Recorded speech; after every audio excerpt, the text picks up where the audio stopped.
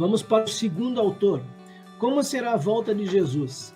Até aqui entendemos que o Senhor Jesus Cristo vai voltar. Não nos foi permitido saber o momento exato, mas recebemos sinais de alerta para não sermos apanhados de surpresa. Resta-nos saber a sequência em que os eventos correlacionados com a segunda vinda acontecerão. Aí ele cita a primeira fase, momento em que acontecerão a ressurreição, o arrebatamento da igreja, o tribunal de Cristo e as bodas do Cordeiro. A ressurreição e o arrebatamento. Nesse período, haverá a primeira ressurreição dos mortos. Também será o momento na qual os santos serão retirados da terra de maneira sobrenatural. O mundo testemunhará o desaparecimento de milhões de pessoas tementes a Deus. Na ocasião, haverá um toque de trombeta anunciando o acontecimento, e os cristãos ganharão um corpo semelhante ao do Senhor Jesus Cristo. Vamos ao próximo autor, sobre o arrebatamento. Primeiramente, é importante distinguir o arrebatamento, ele coloca como primeira fase, de revelação ou manifestação física e pessoal de Jesus, que é a segunda fase. Na primeira fase, ele virá para os seus. Ele cita aqui João 14:3. Já na segunda fase, na revelação, virá com os seus. Aí ele cita Zacarias 14 e 1 Tessalonicenses 3 e Judas 14. Na sua primeira vinda à terra, Jesus veio como homem e como Messias Salvador. Já no arrebatamento, nos ares, virá como noivo. E na revelação, em sua volta visível e literal, virá como juiz. No arrebatamento, Jesus Cristo virá até as nuvens e aparecerá somente aos cristãos. Sua aparição resultará na reunião dos crentes com ele. Durante esse evento, os fiéis de todas as épocas serão transformados. Os vivos serão transladados sem ver a morte, ao passo que os que já partiram em Cristo serão ressuscitados. A voz do arcanjo convocará os mortos, e por toda a terra as sepulturas daqueles que confiaram em Cristo como seu Salvador irão ruir quando seus corpos santos e ressurretos se levantarem para encontrar seu Senhor nos ares. A única exigência, tanto para os crentes mortos, quanto, obviamente, para os vivos, é estar em Cristo, ou seja, num relacionamento de fé nele e de fidelidade a ele. A respeito dos que dormem, representa a palavra grega que descreve 14 vezes no Novo Testamento a morte exclusivamente do crente. Não nos dá informação sobre o estado entre a morte e a ressurreição, além de afirmar que dormir em Cristo garante voltar juntamente com ele no dia da ressurreição. Tanto em morte como em vida estaremos com ele. Portanto, a nossa tristeza é devida somente à separação temporária, enquanto a morte do incrédulo é separação eterna. Mais um autor, também iniciando sobre o arrebatamento, 1 Tessalonicenses 4:13, não tem esperança. A respeito disso, ele diz que aqueles que não conhecem o Senhor, que não terão parte na primeira ressurreição, e, portanto, nenhuma esperança de irem para o céu. A respeito do ressuscitou, no caso ele fala de Jesus aqui. O próprio fundamento do cristianismo é a morte e ressurreição de Cristo. É a prova de que há vida depois da morte num estado glorificado para todos os santos naquela vida, que nunca terá fim. Na morte, imediatamente a alma e o espírito de um filho de Deus vão estar com Jesus, enquanto o corpo físico volta ao pó. No arrebatamento, Deus substituirá o que era o corpo físico por um corpo glorificado, unido com a alma e o espírito. De fato, a alma e o espírito de cada pessoa descerão com o Senhor até esta terra, para se ligarem a um corpo glorificado, o que então tornará o crente íntegro. A respeito de encontrar o Senhor nos ares, a palavra grega para ar é aer, e se refere à atmosfera inferior, de aproximadamente 1.830 metros.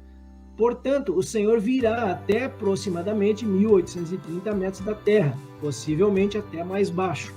e todos os santos se encontrarão ali com ele. Mas ele, nesse momento, não ficará na terra.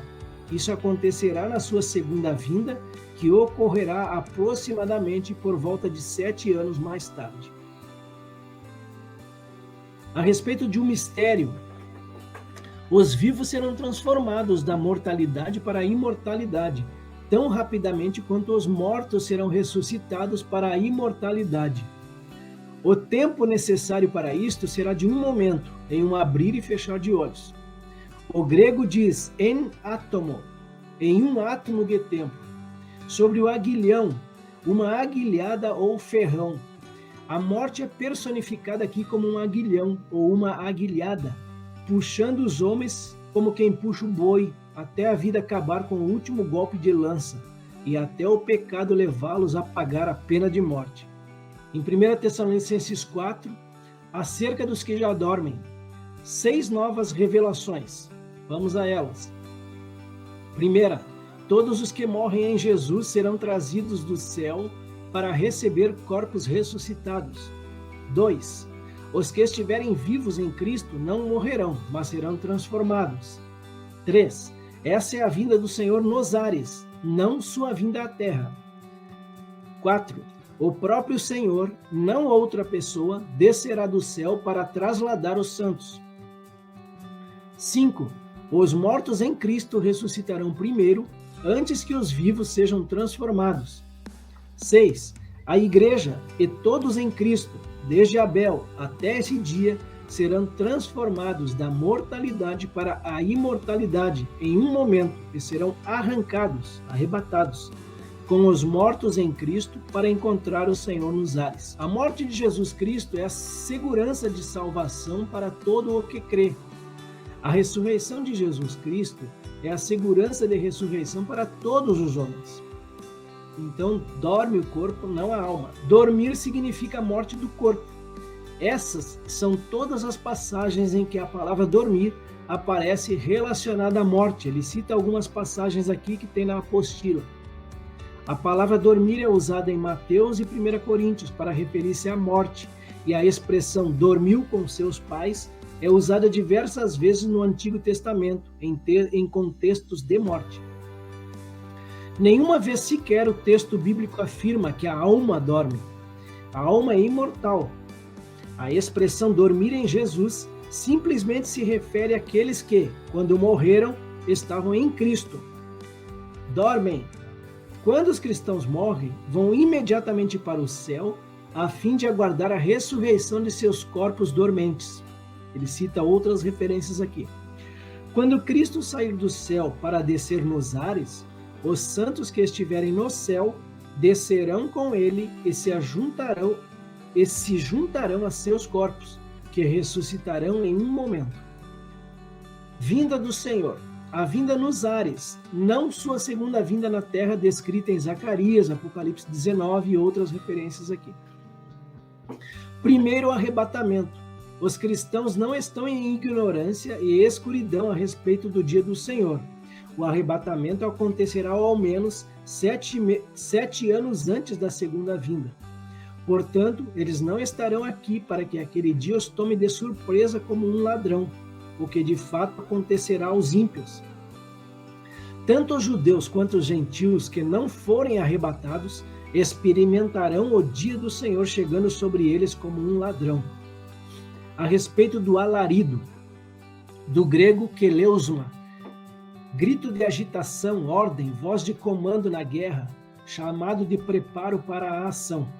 E é somente aqui nesse texto. O significado é de voz de comando para que os mortos ressuscitem, como no caso de Lázaro. Aí ele cita João 11:43. Esse alarido será sucedido por voz de arcanjo, usado somente aqui também, e pela trombeta de Deus, cujo som será intenso e terrível, como foi no Monte Sinai, quando foi aumentando cada vez mais, até que os céus e a terra tremeram. 5 arrebatamentos na primeira ressurreição. O outro autor ele citou alguns também, acho que foi 2 ou 3. Esse aqui cita 5 arrebatamentos na primeira ressurreição. Primeiro deles, Cristo e os muitos santos que foram ressuscitados após sua ressurreição. Ele cita aqui as referências. 2. Depois os que são de Cristo na sua vinda. Todos em Cristo, mortos ou vivos, serão transladados neste momento. Ninguém que estiver em Cristo será deixado na terra. 3. Os 144.000 judeus salvos nos primeiros 3 anos e meio da 70ª semana de Daniel. 4. A grande multidão de santos na tribulação, que serão salvos depois do segundo arrebatamento, antes e durante a 70ª semana de Daniel. Disse que os primeiros mártires deste período descansam até o restante deles serem mortos, quando a vingança será feita e todos os arrebatados levados a tempo para as bodas. Até aqueles que foram mortos pela besta nos últimos 3 anos e meio desta semana fazem parte da primeira ressurreição. Isto prova que seu arrebatamento será em tempo para as bodas e em tempo para voltarem com Cristo. 5. O arrebatamento das 2 testemunhas, encerrando a primeira ressurreição, que começou com a ressurreição de Cristo. 10 propósitos do arrebatamento. Primeiro deles, receber os santos conforme o prometido. 2. Ressuscitar os mortos em Cristo dentre os ímpios mortos. 3. Levar os santos ao céu para viver na Nova Jerusalém e receber suas recompensas, no caso isso mais para frente. 4. Transformar os corpos dos santos, tornando-os imortais. 5. Apresentar os santos a Deus. 6. Restaurar os santos integralmente no corpo, alma e espírito. 7. Receber o fruto das chuvas temporã e serôdia, também mais à frente. Fazer com que os santos escapem da tribulação de Apocalipse, 6 até o capítulo 19. 9. Remover o que impede o iníquo. E 10. Permitir que o anticristo seja revelado. Então, esses são os 10 propósitos do arrebatamento. Assim estaremos. Os santos estarão com Cristo no céu durante a tribulação. Acompanharão Cristo à terra no Armagedon, viverão na Nova Jerusalém nos céus, mas reinarão na terra com Cristo durante o milênio. E para fechar o estudo de hoje, arrebatamento antes do anticristo.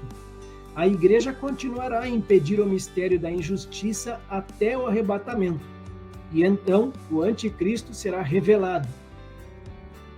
Essa é a prova conclusiva de que o arrebatamento acontecerá antes da 70ª semana de Daniel e da tribulação de Apocalipse 6 até o capítulo 19. De acordo com Daniel 9:27, o anticristo estará aqui por 7 anos, visto que ele fará uma aliança com Israel que terá a duração de 7 anos. No caso, não vai durar esses 7 anos. Se ele estiver aqui por 7 anos, que serão os últimos 7 anos de sua era, e se aquele que o detém se referir à igreja e ela for tirada antes do surgimento dele, então o arrebatamento acontecerá antes dos últimos 7 anos de sua era e antes que o anticristo surja no início daqueles 7 anos.